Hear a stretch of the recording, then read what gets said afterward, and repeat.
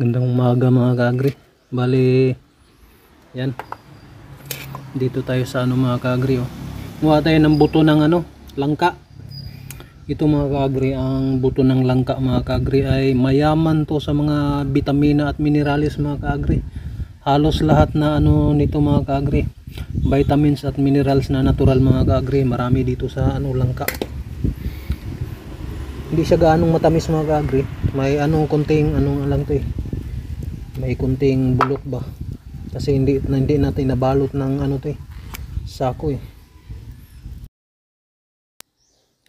Yan mga kaagri, itong langka pala mga kaagri ay may may mayaman to sa protina, calcium, vitamin A, manganese, halos lahat ng mga bitamina at saka minerales nandito sa mga kaagri, sa ng langka. Kaya itong buto mga kaagri, kasi kadalasan ginagawa nito nilalaga lang. Ngayon gagawa tayo ng ibang putahe mga kaagri na maganda sa mga kaagri. Iba na naman ang gagawin natin sa ng langka. Tara, ilaga muna natin tong ng langka Bali, ito na mga kaagri, ito na yung natin, yung buto ng langka. Ilaga natin to mga kaagri. Yan, ilaga natin to. Pagkatapos nating ilaga ay prituhin natin. Dito lang tayo sa ating dirty kitchen mga kaagri. Yan, dirty talaga to mga kaagri, nangingitim talaga kasi kaya tinatawag to na dirty kitchen, kasi dirty talaga. Yan mga kaagri, yan ang ating dirty kitchen. Pasensya na mga kaagri. Yan, laga na natin. Pasensya na mga kaagri kasi dirty talaga itong natin.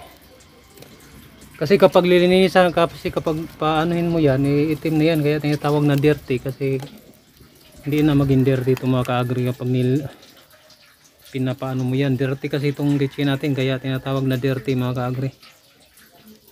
Dirty kitchen.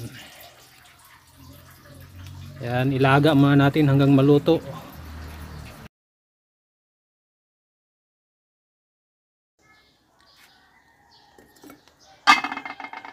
Yan mga kaagri, pwede na nating tanggalin to mga kaagri kasi na to luto na to mga kaagri.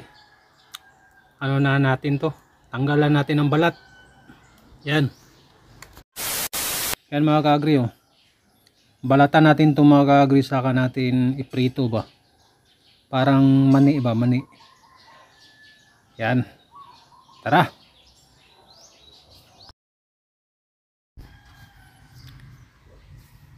Yan mga kaagri, binabalatan natin mga kaagri. Medyo madulas nga lang siya mga kaagri. Tapos ang gagawin ko nito, kasi sobrang to mga kaagri, malaki lang kapag piprituhin mo mga kaagri, para magmuka siyang mani talaga. Hiwa-hiwain ko na lang to mga kaagri. Yan, ang hirap magbalat.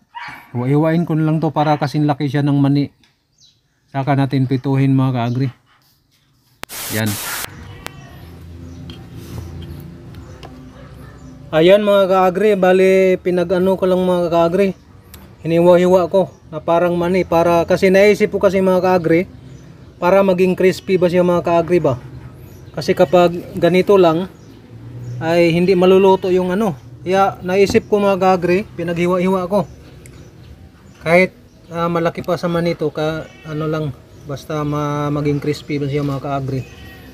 Ito, itatabi ko lang to mga kaagri, ilagay ko sa refrigerator to, para ito marami na kasi ito para ba, parang pulutan ba. Prituhin natin to mga kaagri. Ayan mga kaagri, piniprito natin kasi gusto ko yung mga kaagri yung crispy lang. Yan, dito naman tayo sa may waga nating kalan, sa labas tayo.